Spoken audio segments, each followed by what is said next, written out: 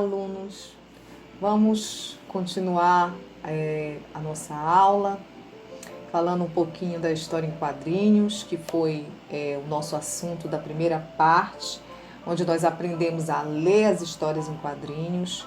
Agora, nessa segunda parte, nós vamos conhecer um pouquinho do enredo nas histórias em quadrinhos, ok?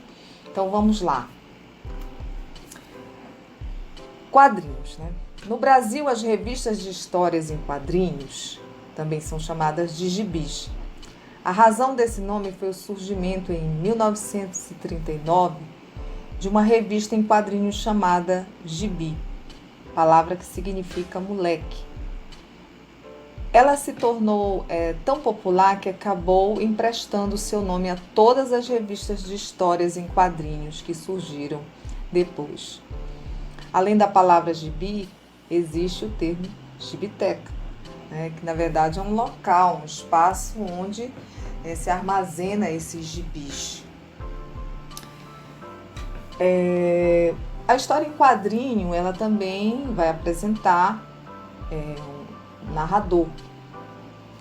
Então, do ponto de vista do narrador, foco narrativo, nós podemos encontrar a narração em terceira pessoa, é aquela em que o narrador é observador, ou seja, não participa dos fatos narrados. E a narração em primeira pessoa, que é aquela em que o narrador ele participa da história, ou seja, é um dos personagens. Então, nas histórias em quadrinhos, eu posso ter essa situação. É mais comum a terceira pessoa, mas você também pode ter uma narração em quadros em primeira pessoa. O enredo. Em um texto narrativo, ocorrem mudanças com os personagens, as quais ficam evidentes nas ações deles, em que uma é causa e consequência de outra. Você percebe que numa tirinha, um quadro, ele sempre tem uma relação com o anterior, dando uma continuidade. Então você tem uma causa e consequência muito presente na estrutura, né, das histórias em quadrinhos. Quadro a quadro. As partes que compõem o enredo são apresentação ou situação inicial, o conflito, que é o elemento complicador que perturba a harmonia da situação inicial, o clímax, que é o momento de maior tensão na história, e o desfecho, que é o momento em que ocorre a resolução do conflito da história.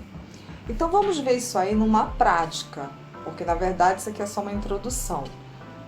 Então vamos lá conhecer a história em quadrinhos presente aqui e as etapas desse enredo nela. Nós temos aqui a situação inicial, conflito, clímax, desfecho. Nós vamos tentar identificar aqui, né, quadro a quadro. Como eu falei para vocês, né, na parte 1, é preciso você conhecer os personagens. Aqui você tem o Cebolinha. Vale ressaltar que o Cebolinha é representado aqui, esse personagem, por uma criança que ela tem problemas na fala, ou seja, ela troca muitas vezes o R pelo L. Então, para que você entenda a fala do Cebolinha. Então vamos ler aqui a história em quadrinhos, né? Sempre a gente procura ler da esquerda para a direita e observando, né, que um quadro tem, claro, relação com o anterior. Então nós temos aqui na fala do Cebolinha: "Oh, legal! Vou ver quantos quilômetros eu ando assim. Saia da frente, menina. Deixa o equilibrista passar." A carinha da Mônica não tá muito, né, aqui aceitando a fala do Cebolinha. E aí, no terceiro quadrinho, ela reage, percebe-se aqui que ela machuca o Cebolinha. E no último quadrinho, na fala do Cebolinha, você percebe que isso foi verdade, né? A bola, sei como as mulheres podem desequilibrar um homem. Muito bem.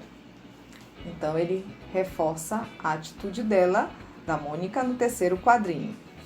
Vamos, então, agora compreender essas etapas do enredo presentes aqui nessa história em quadrinhos.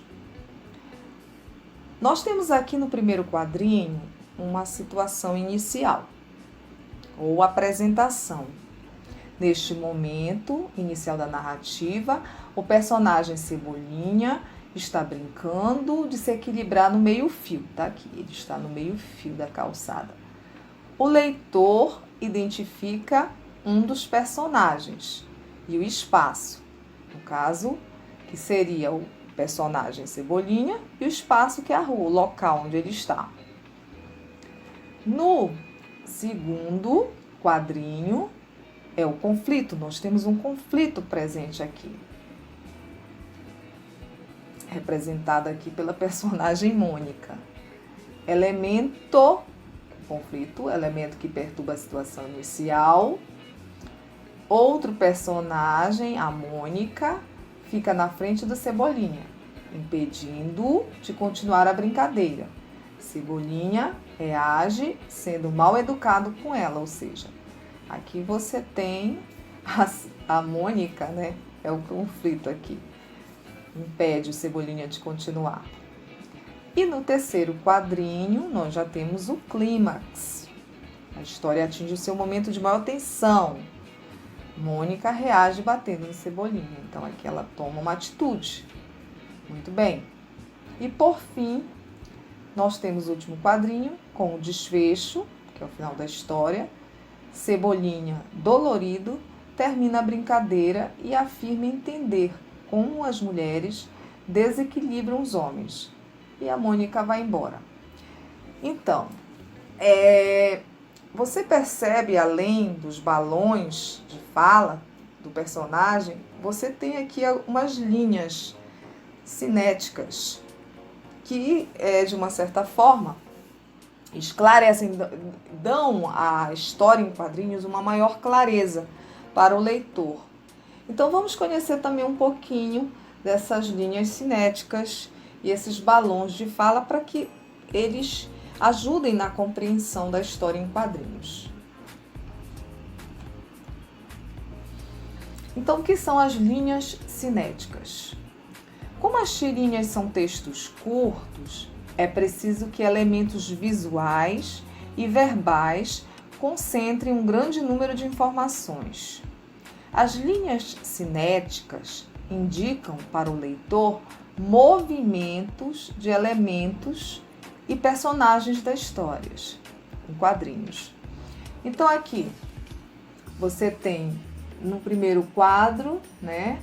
Quadrinho aqui, olha, as linhas cinéticas na mãozinha do Cebolinha, né? Mostra que ele está tentando se equilibrar. Aqui também você tem aqui quando a Mônica bate no Cebolinha com seu coelhinho. Aqui, olha só o movimento que ela fez. Isso te dá uma ideia. Aqui também essas linhas na cabeça do Cebolinha no último quadrinho. E aqui ao lado remetem o que ele está sentindo.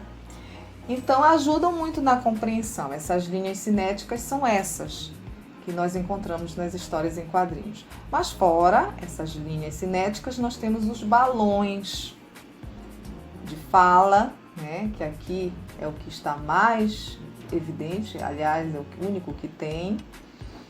Nós temos aqui o balão de pensamento, que já vai ter essa estrutura, parece uma nuvenzinha, né?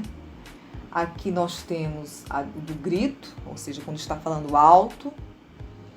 O cochicho, que aí você já vai ter uma linha traçada.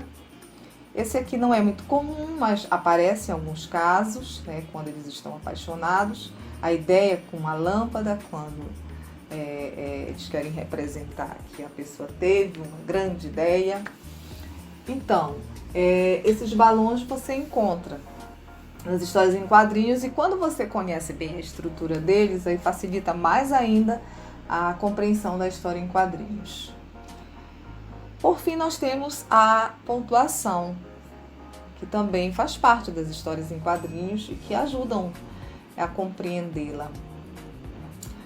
O uso de pontuação ajuda a revelar emoções dos personagens. Por exemplo, o ponto de interrogação, presente aqui, no primeiro quadrinho, o ponto de interrogação, no segundo quadrinho e o ponto de exclamação no primeiro quadrinho. Então, eles não estão aí à toa, na verdade, eles dão um esclarecimento maior aos personagens, à história, de modo geral. Então, por exemplo, quando se usa o ponto de interrogação, muitas vezes mostra uma dúvida do personagem, uma incerteza, uma insegurança, que é o caso aqui, a Mônica não está para compreender o que ele está fazendo, ela não tem certeza exatamente do que ele pretende. Aqui, no primeiro quadrinho, tu tem o ponto de exclamação, que já revela bem o estado emocional aqui. Olha aqui a carinha dele de felicidade, né? Dele estar aqui, desbravando aqui esse espaço, né? A calçada. E então, o meio-fio da calçada. Então,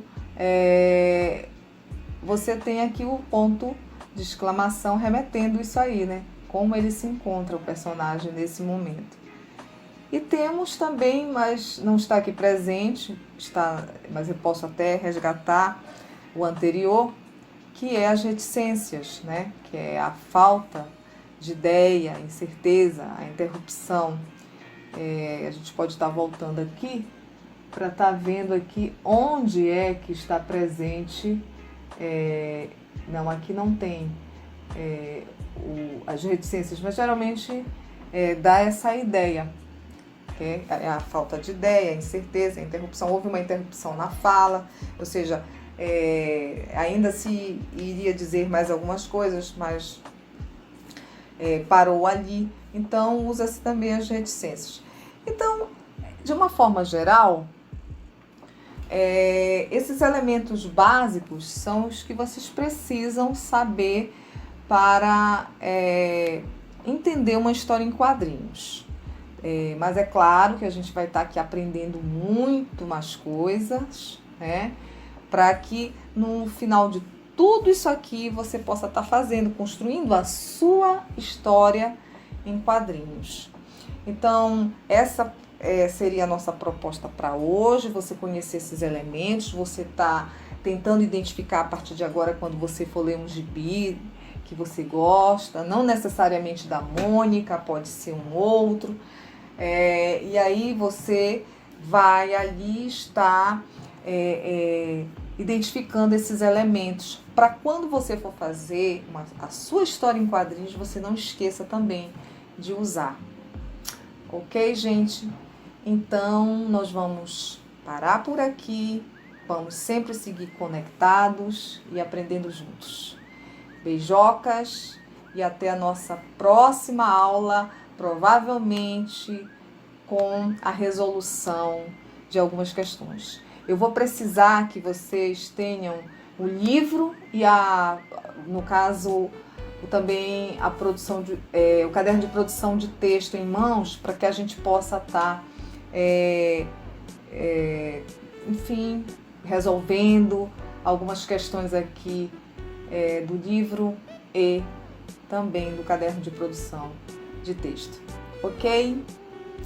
Até mais!